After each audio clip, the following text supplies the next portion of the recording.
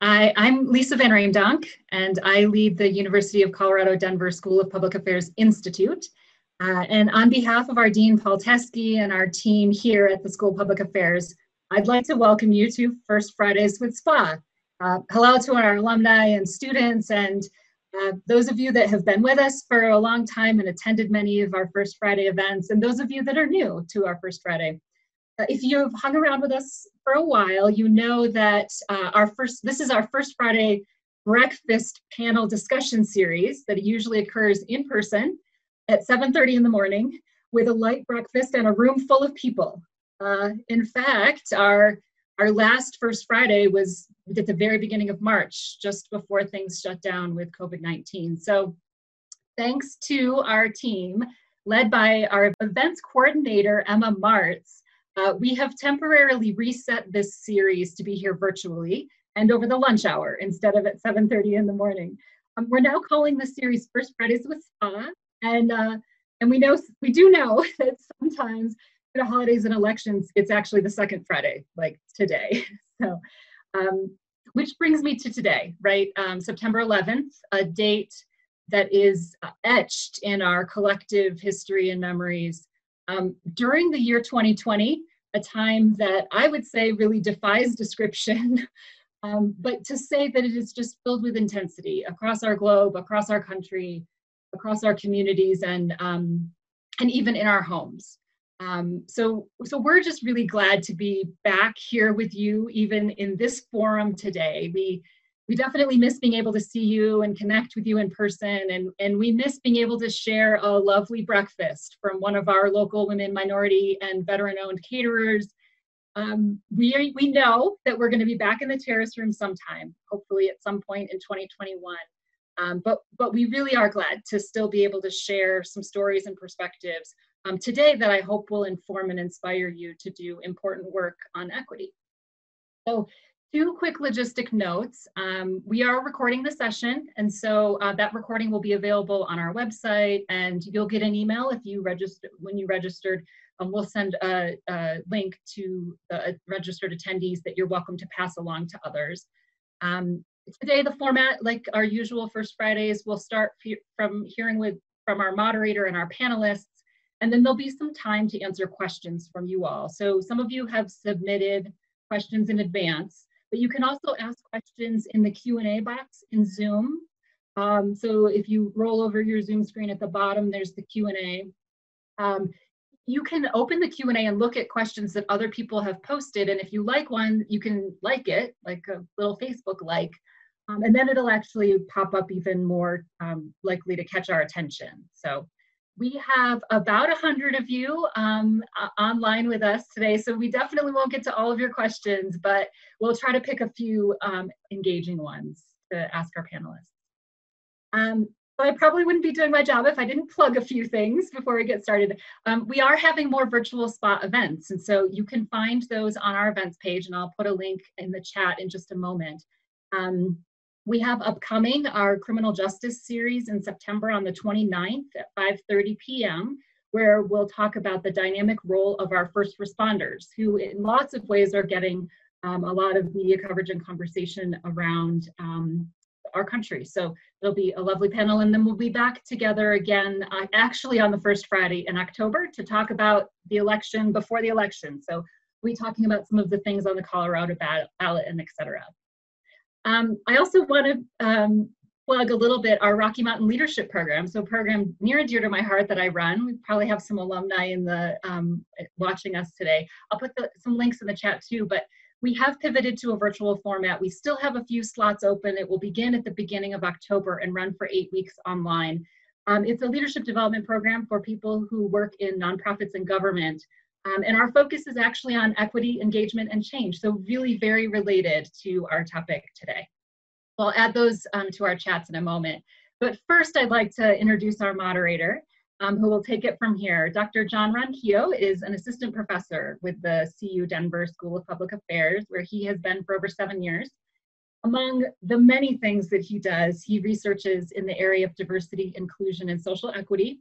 And he's engaged in a long-term project focused on Indigenous leadership and governance, in Native American, Alaska Native, and Native Hawaiian communities. So that is a particular area of passion and interest and expertise of his. He is a very sought after teacher here at SPA. And you might have seen him around town speaking and listening in community during his recent campaign to represent House District 40 in the Colorado legislature. My understanding is he was in one of the closest, if not the closest, primary race in the Colorado legislature this year, but he was not successful. Lucky for us, it means we get to have him all to ourselves. We don't have to share him with the rest of the state, but it's just proof that he is just deeply passionate about community work. Currently serves on the board of Servicios de la Raza. And when I first joined SPA as a staff member, multiple people told me that John was one of the first people that I needed to track down and meet. So I'm always glad to work with him and hear his thoughts and expertise. And I'm really excited about the panel of experts that we have with us today. So I will be quiet now and sit back and listen to the great things that you all have to share with us. Thanks for being here, everyone. Thank you so much, Lisa, for everything that you said. And it is an exciting time, an intense time to talk about today's panel. She said, my name is Dr. Joan Ronquillo. I'm on the faculty here and am part of a growing number of scholars at the School of Public Affairs that are really centering research in areas of social equity. And that's our topic of today. We are seeing a lot of changes within society. We're probably seeing some of the most tense socio-political exchanges we've seen since Martin Luther King in the civil rights era of the 1960s. But we also have to take a look at the way we address equity issues within our own organizations. And that brings about today's topic, which is Leading Toward Equity, Stories of Organizational Change. We have an excellent panel for all of you that have tuned in today. I'm going to introduce them briefly, and in their introductory remarks, I'll allow them to also expound a little bit on whatever they may want to share about themselves. We are joined by individuals who cut across sectoral boundaries, which is something we like to do at the School of Public Affairs. We have representatives from the nonprofit sector as well as the private sector, and I'm very much looking forward to hearing what all of you have to say. We are joined by Armando Martin, who is the CEO of Excel Edge and who is one of my board colleagues with Servicios de la Raza. I am also excited to introduce you to Alicia Jessup, who is the Inclusion and Diversity Manager for Tech Systems. I'm also thrilled to introduce you to Maggie Gómez, who is the Deputy Director at the Center for Health Progress, and she is joined by her colleague, the Executive Director of the Center for Health Progress, Joe Salmon. Thank you all so much for being here today.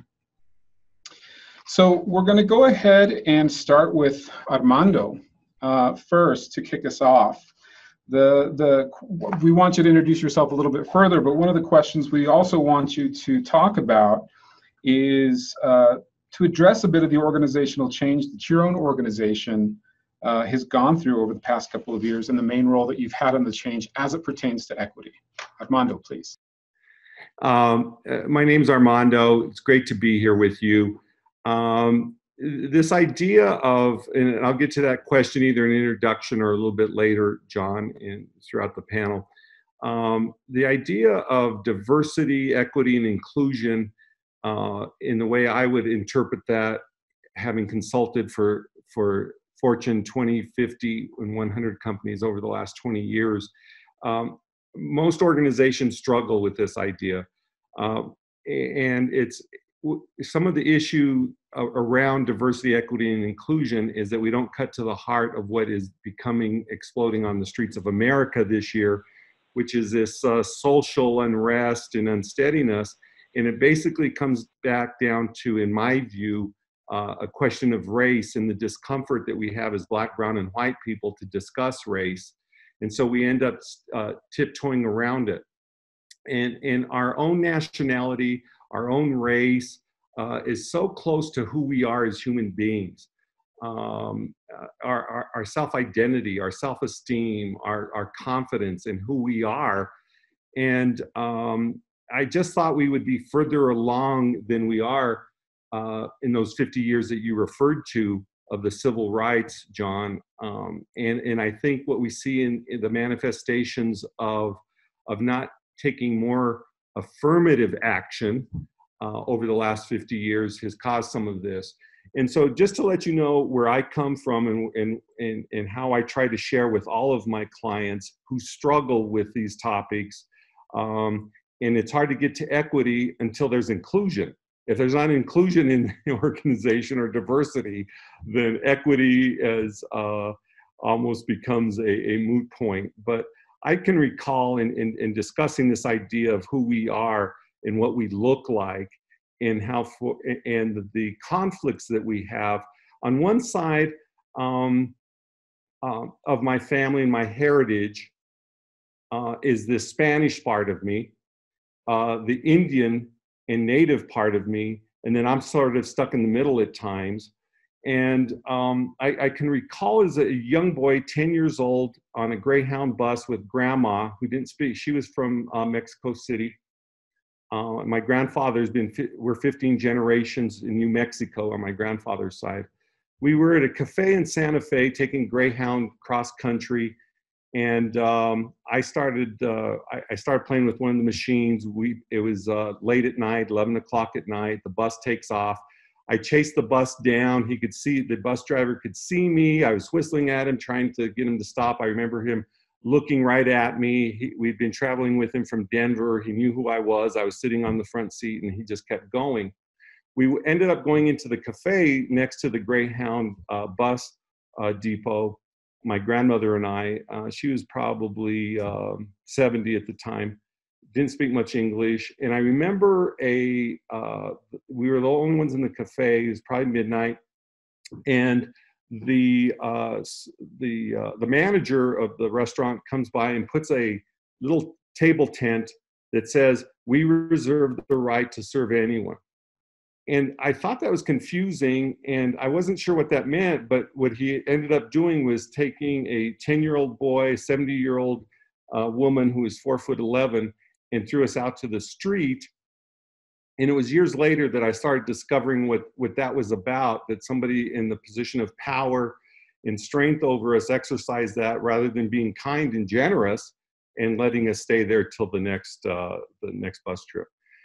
So one of the things we struggle with is we think of ourselves, and why we talk about this is we use words like diversity, equity, and inclusion to make us sound sophisticated, to be forward thinking, to be progressive, to be smart.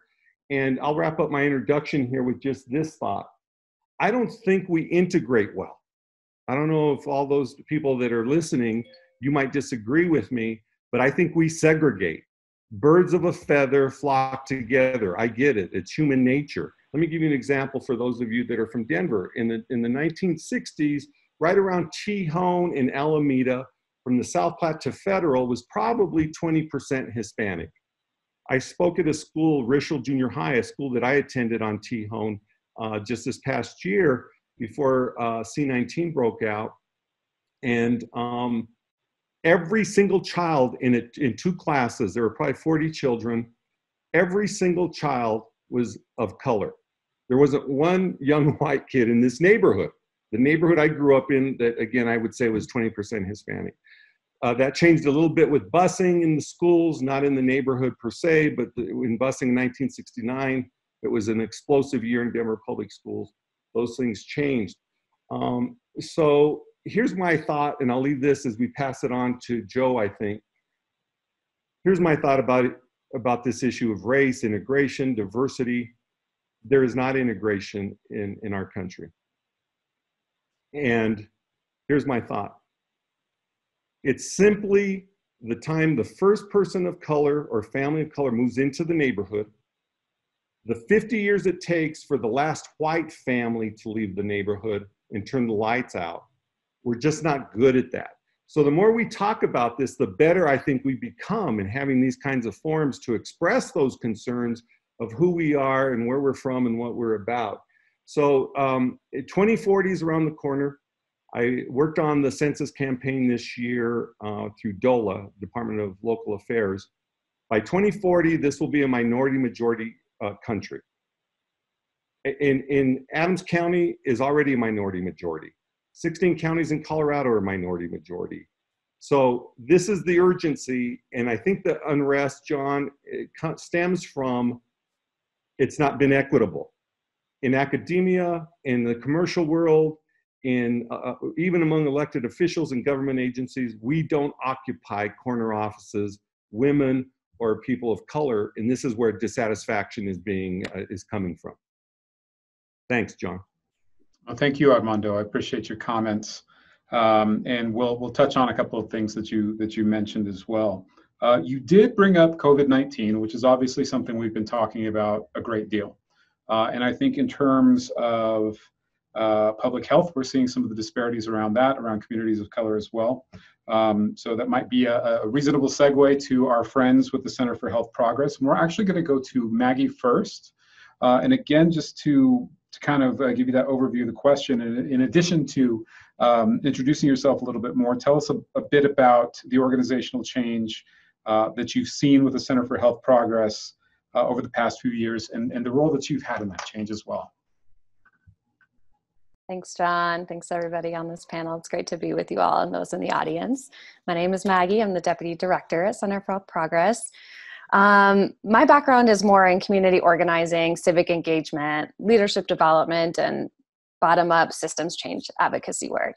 I've been doing a lot of social justice, community organizing on immigrant rights and women's rights and workers' rights and criminal justice and all sorts of things. And I brought a lot of that organizing and leadership experience.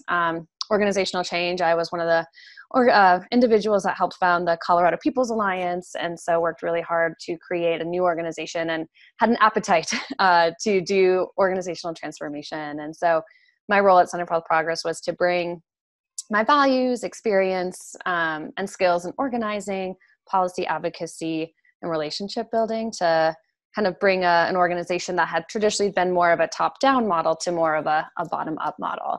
And so my experience was able to be used and lended to help the organization really achieve, I think, some evolution in the thinking of how some social change happens. There's a lot of ways that social change happens, but really thinking about how to involve more people and folks that were directly affected by the issues that we were hoping to work on. And so I was able to really kind of not only do the outside external work with the organization, but certainly help inform and influence the internal transformation as well. It was really vital, I think, in my perspective, to even start there. It's very challenging to go out into the community and talk about equity and change when you're not maybe doing those things internally as well. And so I was doing, we work in what's kind of called now like the health equity space. And I was one of the lead organizers on some paid family leave legislation, both locally and at the state level. And so a lot of that work was all health equity, right? Before we called it health equity. So it was making sure folks have the basic things that they need to be healthy. So that's leave, that's good jobs, right? That's safe, safe places to be, work, live, and things like that. And so I was really excited to bring those values about really redistributing power across the state. And I think about the state of Colorado like an ecosystem. If we want, and I'm here to win. So if we want to win, we need to have people power all across our state, all across our country. And it starts by talking to folks and meeting folks where they're at, whether that's, in their communities, in their homes, and really listening and connecting with people and building relationships. And really, to me, I think the most vital part of the work that we do now at Center for Health Progress is about understanding the root causes of health disparities, why some people experience different health outcomes than others, and working with folks to address that not only locally in their own communities, internally within themselves, in order to be the change agents that they want to be, to make their communities more equitable, more just. And diversity and inclusion is good, but that's just the starting point, right? So part of our organizational evolution is really understanding also that equity is a journey. It's not like a final place that you'll ultimately get to, right? It really is more cyclical in nature, and it's always ongoing. We're always learning and growing. And to do that, sometimes it takes some hard conversations or people experience discomfort. And, I think what we've been able to do is create, and this is, I think, important for the work we do and for others who are interested in organizational change, is not just changing policies, practices, and procedures. That's huge. But it's also about changing the culture that exists within an organization. So excited to talk with you more about those types of things that we've done at Center for Health Progress. Thanks, John. Thank you so much, Maggie. I appreciate all of your comments. And we're going to go ahead and stick with you, folks at the Center for Health Progress, and toss it over to Joe. Joe, in your role as Executive Director, Maggie gave us some of her great insights in terms of her role. How might that differ being in your shoes as the Executive Director? What kind of perspectives can you tell us? Thanks. Yeah, thanks so much, Armando, Maggie, Alicia. Thanks for being on the panel. I'm excited to learn from you today. This is my first Zoom panel I've ever been on, so it's kind of interesting to not see the participants. I want to give a shout out to my partner, Haley, who's holding it down at our house so I could be at the office with good internet with our 2 kids. So yeah, I think Maggie touched on so many great things. I've been at the organization for 10 years and been Executive Director for just over 5 years. I can say the best decision I ever made as Executive Director was hiring Maggie and promoting her to Deputy Director. And I think the biggest thing for me is just thinking about, I think when I got into this role as Executive Director, just thinking about, what the destination might look like or where we might arrive as an organization, thinking about what the transformation might look like. It was all sort of a big picture vision in my head and I know in Maggie's head, and we went back and forth a lot about what was possible. And I think over time, what has been so clear is that there is no arrival, right? It's really about a process. It's about a destination, a journey. There's always more evolving and more work to do. And I think that the temptation for me and for a lot of leaders, especially white leaders that I work with, is that the temptation is to believe that organizational transformation is a destination, like that we'll be able to do X, Y, Z, check some boxes, and then we'll be there. And I know, from experience now, but also just from other positions I've been in, that racism, oppression, sexism, the patriarchy, all these things are so deeply ingrained and embedded in our society and our bodies and our institutions that they're always going to rear their heads, right? Like all the time. And so how do we build the resiliency or the skills, the capacity to be able to react to those things and address things when they come up, right? And to do the hard work, the healing work to get into those issues. I think, Maggie touched on organizational culture. For me, one of the hardest things that as Executive Director, that I've sort of had to wrestle with is, as a 22-year-old organization, there's a lot of legacy there. There's a lot of foundational groundwork that's been done to set up the values of the organization, the structures, the policies, practices, and the culture. And a lot of that is so sticky, right? It's built on generations of that type of, borrowing from generations of organizations and leaders like me and like, Center for Health Progress and formerly the Coalition for the Medically Underserved. That there's this, I think there's often a temptation or we take the easy way out to sort of just borrow from that past, right? Or to take, Google the bylaws and just copy the bylaws for the organization. And we know, all of us know, I think on this panel, that those bylaws, that history, those things were designed for people like me, right? They were designed for they were designed for and by a particular subset of our population to promote the power of white men in this country. And so to continually sort of be introspective and to change those structures in that culture is really difficult work. I would say that's been the hardest thing to sort of unpack and to continually sort of, fundamentally examine the basic assumptions and beliefs and narratives that sort of hold up your organization and your leadership, and be willing to unpack that and to do the hard work to change it, right, over time. So yeah, I'll stop there. I'm really excited to get into the conversation and to chat more with the folks on the panel. Fantastic, Joe. Thank you so much. And some of what you said about values and culture and creating that culture, we're going to come back to that because I definitely want us to talk a little bit more about some of the challenges and maybe surprises that you have also faced within your organizations. But I now want to turn to Alicia Jessup, who is the Inclusion and Diversity Manager at Tech System. I also want to mention, I didn't mention this when I introduced everybody, that Alicia is also the founder of the largest Women in Tech meetup organization based here in Denver. Very eager to hear your insights, Alicia. And again, if you need a refresher for that question, talk to us a little bit about that organizational change and what your role has been therein. Yeah. Hola a todos, Alicia. Super thrilled to be here. As John mentioned, I work for Tech Systems. I'm currently working as an Inclusion and Diversity Manager. And as mentioned, I'm also the founder and organizer for Women in Tech, which is a meetup that you all should go and join and subscribe to. As a part of that, we're actually following up next week with Denver Startup Week and hosting a conversation, not only around equity, but specific towards women of color. So I definitely would love to, well, not see, because I really can't see anybody except for the panelists, but have everyone else join in that conversation as well. So I think about my role, it really starts before me. It starts before where I'm at organizationally. And I think it's important to share a little bit more of that personal side in my introduction, because as humans, we know this, we're storytellers. And when I think of how change starts to happen, it's when we build bridges for relatability, and we use that to then create new shared experiences. And that for me is a big staple of a marker for starting to create equity. So my journey actually begins before my birth, and that is with my mom, who was born in Juarez, Mexico, and at a young age was then immigrated alongside my grandma and my uncles to California, where she worked in the fields picking strawberries and other fruits, and grew up, and at around age 20 was in some hot water, I guess is how we'll put it. I don't even know all the details of what her background was like in Bakersfield, California, but I know there's a lot there.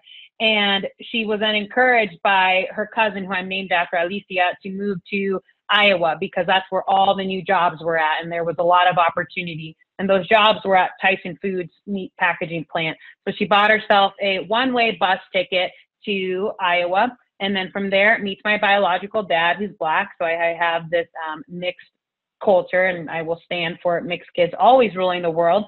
And I was born, and 4 years later, they have my younger brother, who identifies as gay, and the four of us are just trying to make it happen in this multi-ethnic, multicultural family of four in small town Iowa, where there are more cows than people, one stoplight, and I graduate with 47 people in my high school class.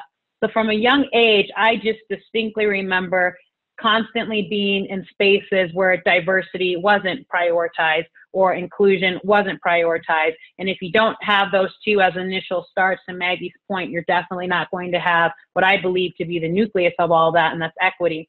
I get the opportunity to also be first generation in college. I go to the University of Northern Iowa, and then I start to get this vantage point, this whole other side of my identity covered by connecting with more people who are Black.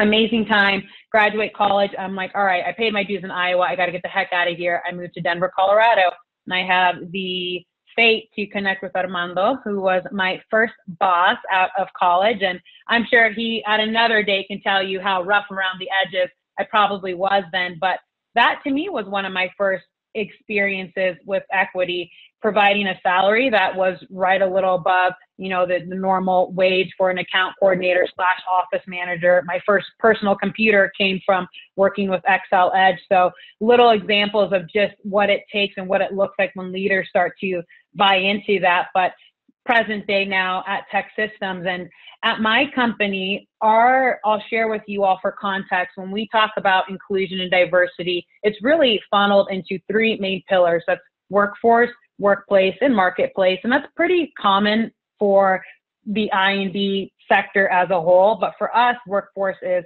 hey, well, what is Tech Systems doing to attract and retain talent that is representative of all of our offices in the marketplace? We have over 100 offices here in the United States.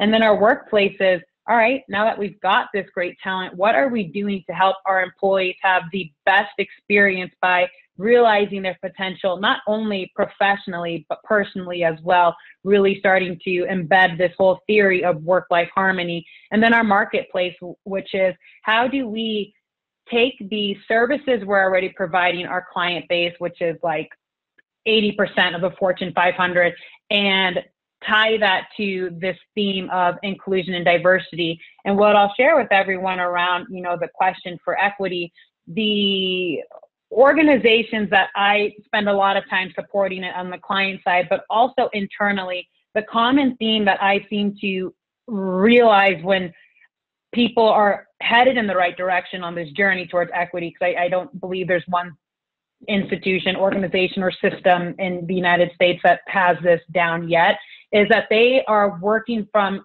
a common understanding of definition. Armando mentioned this earlier. They're really hot buzzwords right now, and with the rate and current state of the world, everyone wants to talk to the inclusion and diversity manager. And from 2016 to present day, D&I jobs have grown over 20% year over year. And I think one of the biggest challenges to any organization that's embarking on this journey, on this roadmap, is you have to make sure that you are really, really all on the same page with your definitions, both from a textbook standpoint, but also a working definition to how then that's going to parlay in your organization. So just taking the time here to ensure that as panelists and for myself, that you all understand where I'm coming from. When I think about the diversity piece, that's our variety, right? That's having different elements. And then our inclusivity is a state, a quality, or policy, really to not exclude. And then our equity is being fair or impartial. And I think that's really important to delineate, because another area I see a lot of organizations and individuals as well start to trip up a little bit is they are blending equity with equality, and they are just simply not the same. And one of the illustrations I really lean into a lot for some of the support is by Angus Mcguire. He built this illustration in 2016, and some of you might be familiar with this. It's three boys looking across a fence, looking at a baseball game, and they're different heights, and they're standing on boxes. Well, two of them are. The tallest one is on the box, and not only can they see out over the fence into the game, but they're even taller at this point. The second one is also on the box and can see decent over the fence. And then the third one is the shortest, has no box and cannot see. Well, if we were going to be equal with them, they would all each have just one box, and the shortest one would still not be able to see.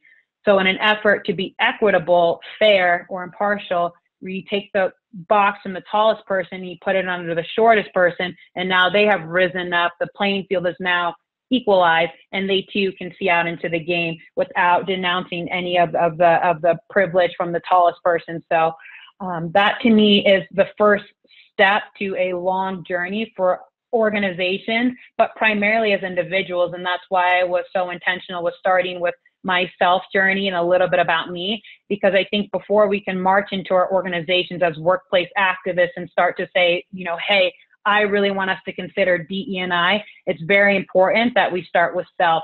So an activity that I have really encouraged a lot of individuals or organizations to start doing is take diversity, equity, and inclusion and define it for yourself. And then take diversity, equity, inclusion, and ask your team members to define it. And then ask your department to define it. And use that as your starting point, as some collective themes and definitions to be the kickstart to your roadmap on this DE&I journey.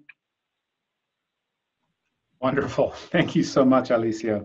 That's a great illustration. I'm glad you brought it up. I think it's a fantastic way to demonstrate and delineate those items that you mentioned.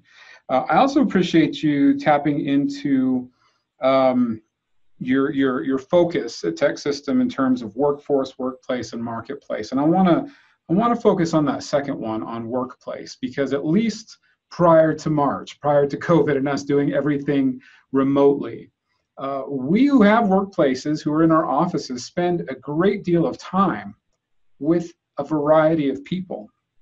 And I want to move on to the next question, and I want each of you to take just a couple of minutes. I want to focus on the challenge dimension. So Armando, I'm going to start with you again. I'd like to know what has been one of the biggest challenges for you in terms of promoting equity in the workplace or creating a more equitable environment. Thanks, John. I think the most valuable piece that I could give to you are the 100 plus companies that I've worked with that are Fortune 100 companies. As a consultant going in, and these companies will hire me to help with their communication and messaging, what Alicia referred to as marketplace, and going from workforce to marketplace. Most of the leaders I've worked with want to remedy this issue to sound relevant by a jingle or a tagline. And wouldn't it be a wonderful place that if in 30 seconds you could say, hey, we're a wonderful company, or we're a relevant company, but the heavy lifting and the work really goes back up into that executive suite. And this is the big challenge. So all of those executive C-suite kinds of individuals put those values and mission statements up on that wall and celebrate, congratulate themselves on that. We believe in inclusivity. We believe in equal opportunities. This is a great place to work. And I'm kind of tongue-in-cheek with that, but this is repeated organization after organization after organization. It takes an inspired white leader, generally a man, in that corner office to go back to and start modeling the way, is what I would refer to that, to model the way. Because what happens is if you're middle management, you're looking up to the C-suite and saying, well, here's how he organized his executive suite. They're all white guys. He golfs with everybody, or he plays cards with them. I'm not at the golf game. I'd like to be, John, but it takes, again, that notion of birds of a feather flock together. It's human nature. It takes an inspired leader to say, when I have an opening in my executive ranks, do not bring me the same person that I have in an opinion. This is why this model is struggling so much, because America is changing. The landscape is sweeping across America of more minorities that they're trying to appeal to, but the heavy lifting and the real work, John, starts at that executive committee to start integrating, diversifying in an equitable way. It's just no longer reasonable to believe that the smartest people around the room in your executive team are all white or on the board. So it is really an inspired leader who will model the way for the rest of the organization and start putting into practice. And let me say this, and I'll pass the mic over. So people have asked me, Armando, what organization in your experience does this right? Well, first of all, there's not a standard bearer, in my opinion, in my view. There are those that are trying and working hard at it, but when push comes to shove, and I'm forced to give who is that organization, you're all going to just die and roll over and say, Armando doesn't know what he's talking about. It's Walmart. Why? I know they have 10,000 lawsuits for all kinds of stuff on any given day. The world's largest organization. Why? Because they have more minorities that I've been able to see earning over $250,000 a year, John. And I hate to break it down into something so rude as money, but that's equitable to me. They have employees that look like me making over $250,000 a year. They're trying to walk the talk. So that's where I'm at. Thank you, Armando. No, I appreciate the comments. People are curious about some resources. Just yesterday, I believe, the New York Times released a not entirely news story. It was a multimedia news feature entitled Faces of Power, 80% are white, even as the U.S. becomes more diverse. And in one of the graphics, it says there are 922 of them. These are the 922 most powerful people in America. 180 of them are people of color. So I think you're speaking a lot to that, and that's an interesting look at where some of the power is. I want to shift and also just remind us to be a little bit mindful of the time. We're encroaching our 20-minute mark. Back to Maggie and ask you the same thing. What's been one of the biggest challenges in your role? Thanks. You know, it's been a couple things that are at different layers. I think one was like being, certainly when you're applying for a job, you know, you're looking at who's there. And I was applying to be in a role that was going to be the first woman of color in a leadership role at the director level of that organization. So I already knew kind of what was going to happen. I had conversations with my colleagues about like, is this a safe, you know, all those sorts of things. And so I knew there was going to be some of those challenges. But, you know, as a mixed kid myself, love that, Alicia, like, you know, I'm used to navigating white space, and I think about how I can use that as a privilege, that privilege I have to be able to do what I wanted to do, which was like bring on more folks of color, women, folks that are representative of the communities that are experiencing the, you know, most health disparities in the state and the country. And so I was really eager and excited. And I think that was something I anticipated coming in. I think the other things was like building out a statewide organization. So we hired staff, we have staff all across the state. We have 3 offices. And so in 4 years, we've gotten like, you know, let's see. So we have 3 offices now. We've launched multiple campaigns. Almost every single person we've brought on has been a person of color. And I want to be clear that like, this isn't because we're tokenizing or bean counting, right? This is really because these are the folks that are the best suited for these jobs. They're in their own communities. They know their communities best. They identify with their communities, and they're the best people for the job. I think the other pieces were just, you know, doing that and having organizing experience, but working in an organization that was new to organizing, right? And so for a little bit, it felt like we weren't always speaking the same language, but I love how one of our other panelists have said, you know, you have to build the relationships and the bridge to have those shared experiences and build together. And so that was one of the reasons that I think we've been so successful is there was staff, most staff were up for that challenge. You know, but again, like there's growing edges, and, you know, I would say for anybody who's looking to do this in their organization, thinking about like you have to organize your people right inside, right? And I would also be honest that like, you're gonna get resistance. You will get resistance from it, you know, you have to expect that, and you have to be 2 steps ahead, right? You have to think about how you're going to address that. You have to think about how you're going to take care of yourself. You're going to have to think about what you're going to do, what's your long game, and what you need to achieve that. So it's like organizing, it's really being thoughtful and also making sure that you are taking care of yourself to do that work, because it's so easy to burn out. It's so easy to leave it all on the field and then there's nothing, right? But this is long-term work, whether you're at an organization, and certainly the personal work is a journey, right? And so there's a lot of skills, and, you know, I'm standing on the shoulders of giants who have navigated tougher spaces than me with less. And so I remind myself to be grateful. I remind myself of the privileges I have and how to use them for the goal I'm achieving. Awesome, Maggie. Thank you so much. The burnout is real. You are exactly right. I think the average tenure of people who work in these spaces, at least within formal titles of diversity and inclusion manager or something, is in single digits. And so it is work. And I appreciate you alluding to that. Joe, let's shift over to you as the executive director, again, with the Center for Health Progress. What's been one of the biggest challenges for you in promoting equity or creating a more equitable environment?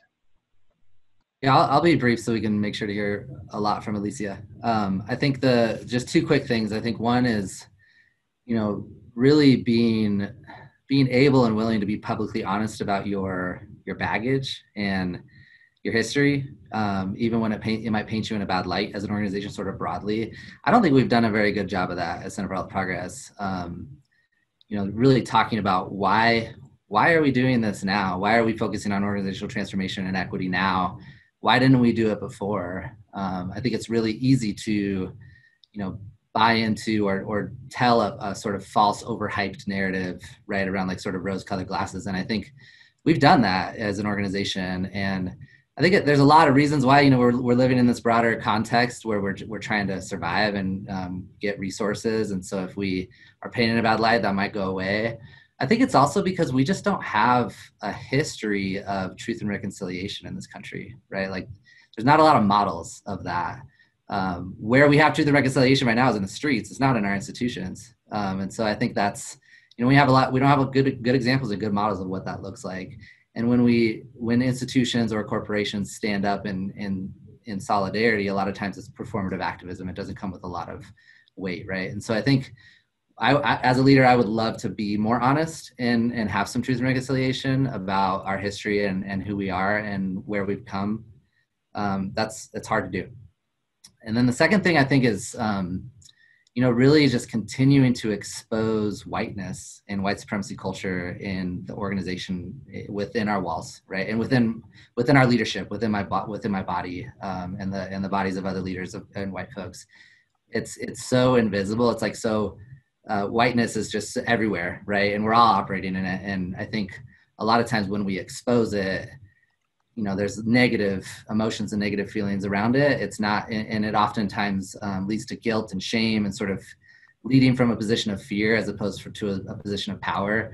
I think the more we can uncover those things and step into alternatives or combat that culture in ways that are accountable, that's not easy to do because it permeates everything. And I've been conditioned as a white male to act a certain way and to lead a certain way. And so the more sort of accountability structures and the more I'm able to expose those things, the better, but it's not easy work, I would say. And it's a lifetime, it's an intergenerational battle, that I'm passing on to my kids right now. And I don't think we'll undo it in our family for probably a couple more generations, right? Fantastic, thank you, Joe. Alicia, let's toss it straight to you right away. Talk to us about some of the biggest challenges in your experience. So I agree with really all the challenges that everyone just illustrated. And I think that is pretty thematic across the board for at an organizational level anyway. So maybe what I'll do, John, is I'll share some thoughts to which how I think organizations can impact some of those hurdles. And then we can take it from there. So I think the theme that I hear, and Armando said it first with the illustration of the CEO and their corner office and et cetera, I think one of the biggest gaps right now that is stopping us from really integrating and truly embedding this into our organization's DNA is because we're not really good at adopting the philosophy of systems thinking. And that is a leadership philosophy that I really abide by. So I definitely encourage everyone to Google systems thinking after this. But in short, it is really just an approach to integration that is based in the belief that components or departments or teams or lines of business of a system are going to act differently if they are isolated and remain isolated from each other. And you see that now at a bigger level of trying to bring in DE&I into an organization by way of, all right, well, how does that impact your talent acquisition? Then how does that impact your overall recruiting strategy? How does that then shape your succession planning and your promotion strategy? How does that shape then your continued learning and education strategy? How does that then shape HR? You see what I'm saying? So there are many systems to all of our organizations, and we already do not a great job as corporations of getting them to have some cohesion and allowing them to coexist. So I think one of the biggest approaches to which we have to start by is taking a big bird's eye view, understanding all of our operating lines of business, how they're talking to each other from either patterns, behavior, et cetera, and then using that to find commonalities to which we can start to really chip away at some of the inequity that is maneuvering its way throughout all of those systems. And I think the first way to do that is to capture that attention at a leadership level. And the best way you're going to capture that attention at a leadership level is not always to say, hey, let me show you your whiteness, though, Joe, I think there's so much room for that later on down the road. The first is creating that business case.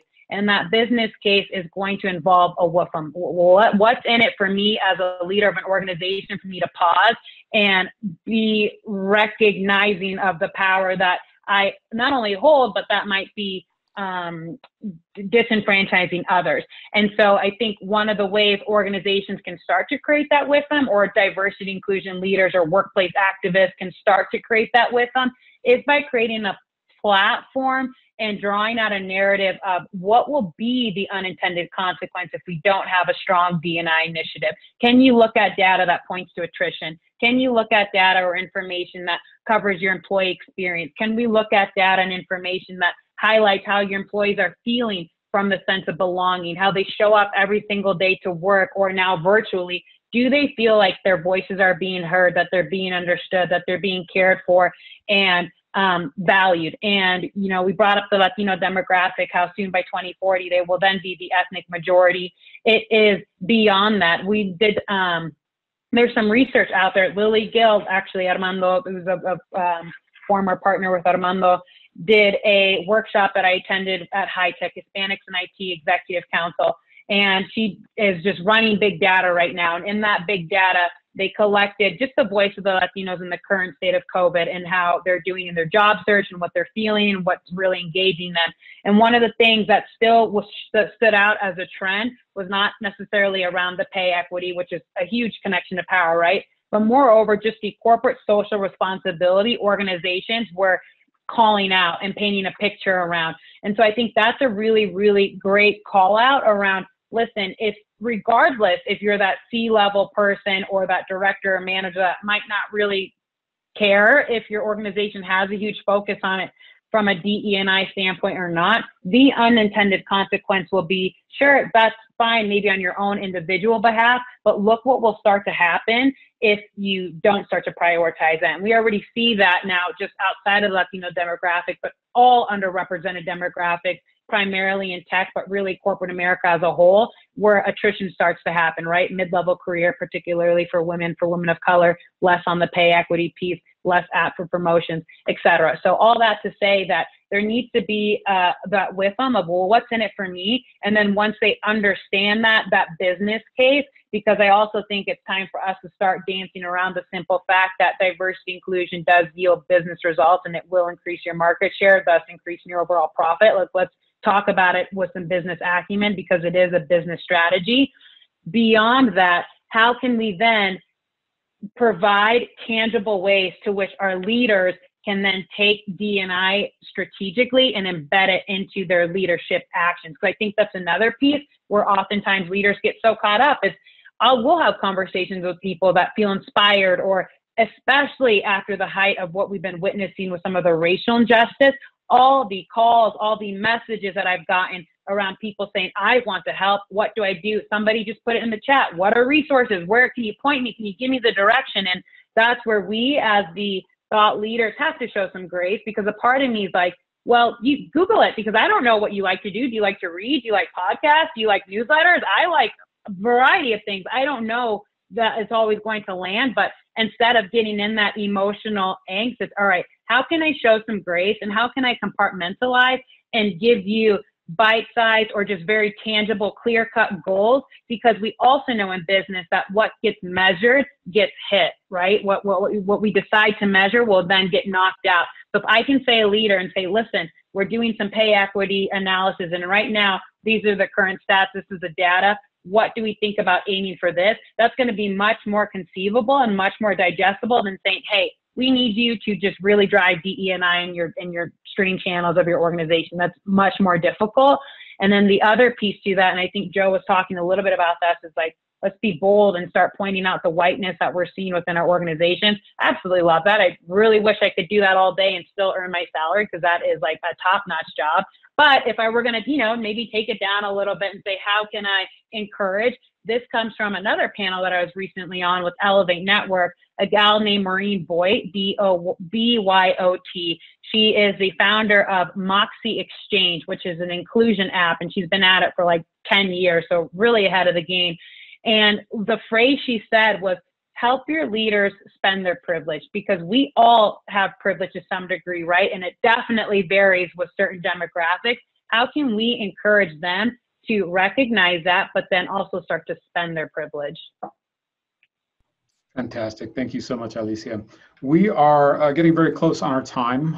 We'd like to go through at least one more round. We do have a couple of questions that are coming in, and I want to do the best we can at answering those.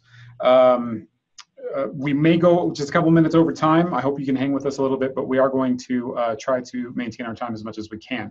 We do have a question from Julia that Armando has actually volunteered to answer.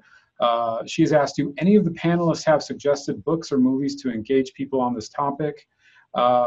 Maybe Armando and one of our other panelists, if we want to do 2 and 2 on these questions or see how fast we can get through all of them, what do you have to tell Julia about Real materials? brief, and it doesn't sound like a diversity book, but if you look at it through the lens of DEI, I think you'd enjoy it. It's the Leadership Challenge by Kouzes and Posner. It goes through leadership, and if that were adopted into diversity, I think that'd be an excellent way to model your training that you mentioned in your question. Does anybody have any other pressing responses that they could give to Julia in terms of films, movies, or materials that can help her? The movie, of course, is Crash, if you haven't seen it. I guess I was just going to push back a little bit on the question and the notion of like a movie or an article. I think it's fine to do the learning and to do the reading, and like Alicia said, just Google it, you know. And I also think, especially for white folks, it's going to take a lot more work than that. You know, it's going to be if you really want to be on this journey of centering equity, it's going to take some deep personal investment with your family, with your extended network. I would urge you to reach out to folks who might be thinking this way, especially other white folks. If you're white, has assumption that you're white.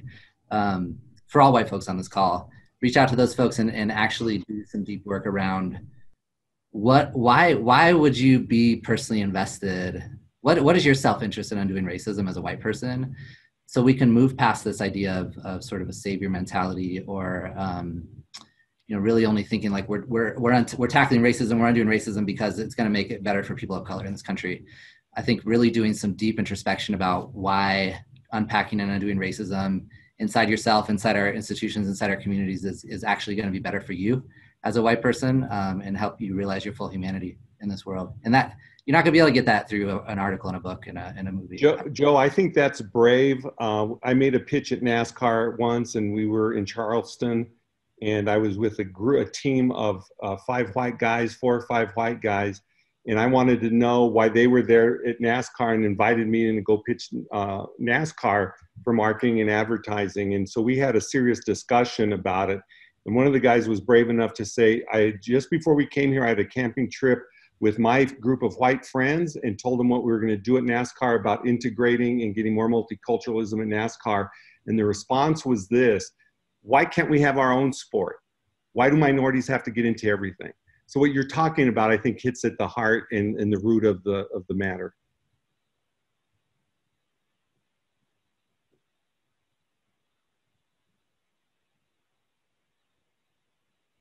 Oops, sorry, I was the muted guy.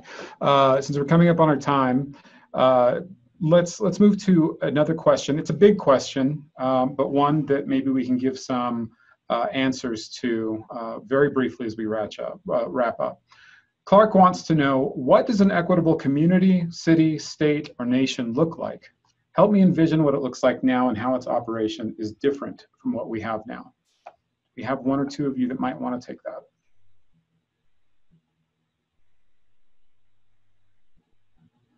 No, this is Maggie. You know, I think a couple of things to me that it looks like is like really addressing the root causes of inequity and like why we have that. So that, you know, I think in some of its grandest forms, like we're all able to like survive and thrive. And I think we're all doing that internal work. I think we're all doing the things we can to create healthy and, you know, communities that have what they need, right? And that not some and not at the expense of another, right? I think those are some of the things for me.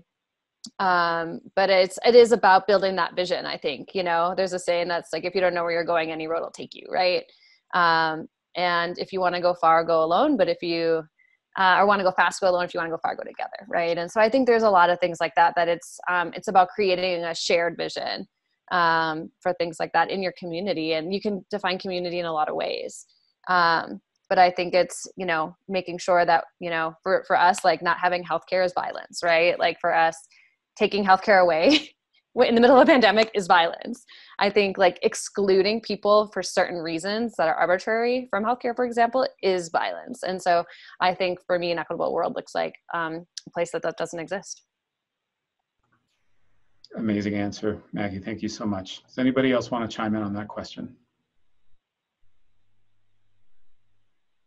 If not, I have one more question that we can finish with. Angel's asking, what are your suggestions on moving from DEI comfortability to directly speaking to white supremacy and racialized violence?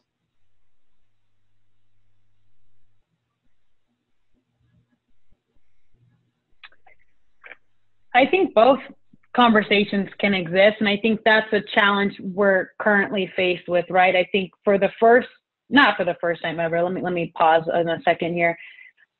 I think we're witnessing a lot of things coming at us at once, and probably off the heels of a global pandemic where we've been forced into quarantine to really look at ourselves in the mirror as individuals, but also as a social world as well, that we are in some of the most polarizing times ever, right? And Howard Ross, who is the author of The Search for Belonging, which is a book I highly recommend if we want to talk about some DE&I resources, talked about this, I think in 2016, before 2016, when this book was even written. And then think about it, it's you're black, you're white, you're all lives matter, you're Black Lives Matter, you're right or you're wrong, you're this or you're that, you're poor, you're rich. And I think that the work-life harmonization piece that I talked about will hopefully start to put us into this space where we recognize that our organizations are innately political. I think that's probably one of the biggest roadblocks I face. I'll give you an example. After the weekend of Breonna Taylor, and prior to that, Ahmaud Arbery and George Floyd, we had a Conversations That Matter kickoff across our 100 offices in the country. For 2.5 hours, every office shut down the business lights and got on a WebEx together and had just a big conversation around race in America, bias and stereotypes, and made a lot of people nervous. And a lot of our leaders had anxiety. And one of the biggest sources to that anxiety was around, listen, I don't want this conversation to get so political. I don't know what I'm going to do because I've got people in my office that I am friends with on social media, and I know that they've got this type of belief. And then I've got other friends on social media, and I know that they've got that kind of belief. What am I going to do when they get into this verbal boxing match and I can't temper it because we're all on WebEx? And, I think there is some fairness to that fear, but it can't be rooted in the sense of I don't want to hover under the political aspect of it. We know white supremacy exists. We know privilege exists. Where I think it gets tricky, and this is where our thought leadership as people is really going to have to come into play, and we all need to have this, because it's the other piece I really want to make sure I'm clear on, is we need leaders leading. All of us as individuals. Sure, you've got this group of panelists right here today sharing their thoughts, but every single one of you that is plugged in today is a leader in your own right. And right now, with the state of crisis that we're in, we need individuals and we need leaders leading. And I think the biggest way to help do that is to say and call out to the question around how do we make that move, is you simply start to call it out, but you do it within the frame of reference that is in your organization. We know inequity is everywhere and threaded into all parts of our organization, and it's also threaded into all parts of our social world. But I can't sit here up in tech systems talking about some of the economic crises that are impacting people within the housing market quite yet, because it's going to be really difficult for somebody to manage that and really understand how that like starts to impact it from a business working world within the four walls and within the confines of our organization. I know that there's correlation as a practitioner, right? Because it's intersectionality at this point. But if we bite size it and we take it step by step, how can I draw some of that white supremacy, some of those words that were listed in the chat, and make that call out that's going to be relevant and easy to understand when I hold up that mirror to said leaders in our organization, say, hey, currently this is how it's impacting it. So I think if I can offer anything to that question, it's we have to be able to take these big themes of what white supremacy has looked like historically, what inequity has looked like historically, and funnel that into pieces and very, very great, clear examples to how that's impacting within the walls of the organizations to which you're operating in. Amazing. Thank you so much, Alicia. Your comments, and we're going to wrap up because we have to respect the time. We did have another question that I think should be put forward as we close.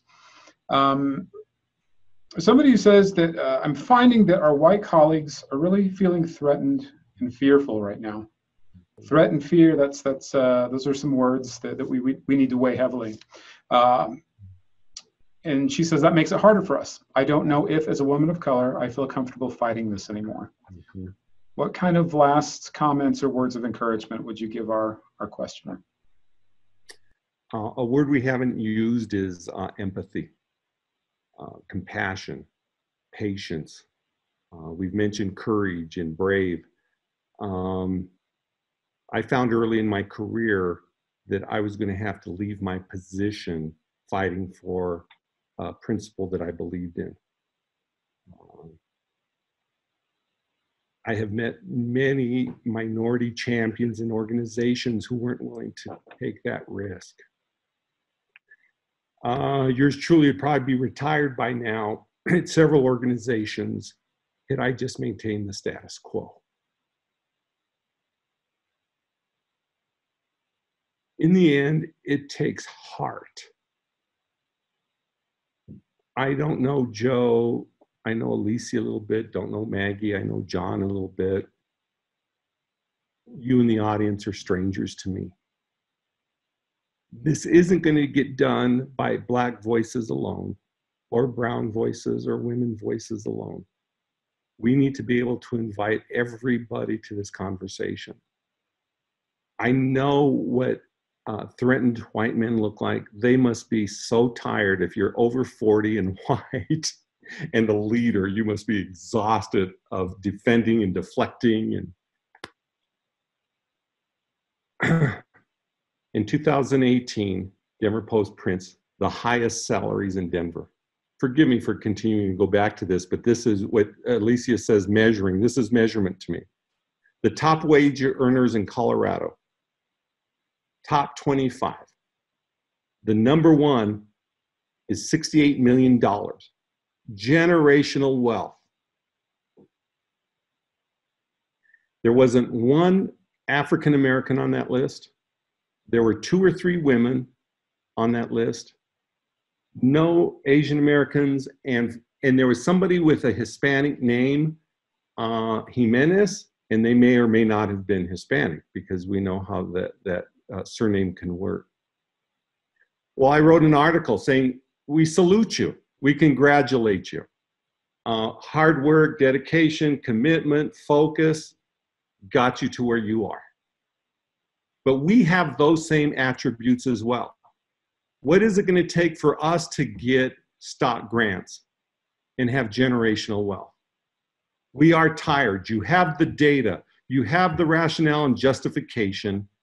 I know. I'm tired as well. So to that person who wrote the question, stay in the fight. We need your voice. Be patient. Be empathetic. Be all those things. But there comes a time you have to show courage and manifest it in any way that you can. Any last words from our panelists?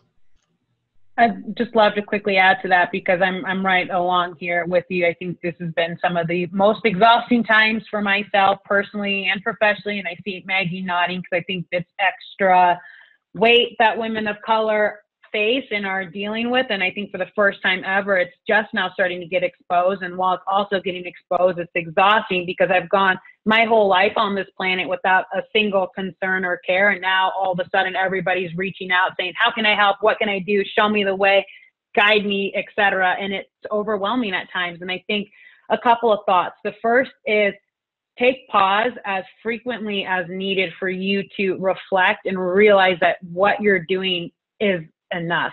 Audre Lorde said this, right? Your very just state of being is an act of political revolution. So snap to that and do not dismiss that for any reason. I think the other thing too is we have to be okay with recognizing our boundaries as well and being okay to set those aside. I practice that a lot. I recently wrote an article that's on Medium right now around Mucho Mucho Amor, giving a little shout out to Walter Mercado, the late astrologist from Puerto Rico. And that was one of the things we talked about, that he had talked a lot about in his career, in his life, was around that idea of self-love and using that self-love to continue to pick up the torch and keep going. And the one thing that I will never forget in a conversation that I had with one of my leaders on a very similar feeling that came from this comment, where I was like, all right, I'm throwing in the towel. I really don't need to be out here. I can easily pick up another job that feels less stressful, less whatever. It's not you who. We are in a really critical state of pioneering right now. And if it's not you that you feel like is sufficient, that those days get really dark and get really hard to keep trudging along, then do it as a pioneer, as your succession, and as your legacy for the next Alicia that steps up into this world, one less hurdle that hopefully she'll have to jump over. Thanks, Alicia. I totally echo what you're thinking and saying and sharing from your heart. And I feel you, and I feel this person in the audience here. A couple, just a few things I would add is, one is like, self-care is radical, right? Like, they don't want us to like, white supremacy doesn't want us to survive and thrive. And that's how it operates and perpetuates itself. I would also say behind any woke white person is like the emotional labor of a person of color. Right. And so like, you get to choose when you do and do not do that labor for somebody else. I get that when people are more amenable to hearing things, it's one thing, but when there's fear and people are defensive and feeling threatened, like, we keep putting the onus on women of color and people of color to like be resilient. Right. And there are times and days where like, that's just not always feeling possible. So I would say that like, doing you and like taking care of yourself is the number one most important thing. And when your cup is full and you've got something like ready to spill back over, that can be for other people, regardless of who they are. And, I think that it's our job to protect ourselves and our communities. And it sounds like you have been doing this for a really long time. And I just want to say thank you for the work that you are doing. And I want to say it allows folks like us to continue to pick up the torch and pass it on to others. So I just want to like give gratitude for what you're holding and what you've done. Thank you. Amazing. Thank you so much, Maggie. I want to thank all of our panelists, Armando, Alicia, Maggie, and Joe. I want to thank our audience for being great partners with the School of Public Affairs here at CU Denver, where our motto is Lead, Solve, Change. And I hope you'll find out more about us. You can go to publicaffairs.ucdenver.edu. Thank you so much for spending part of your day with us, and I hope you have a great weekend. Thank you, everyone. Same to you. Everyone. Bye.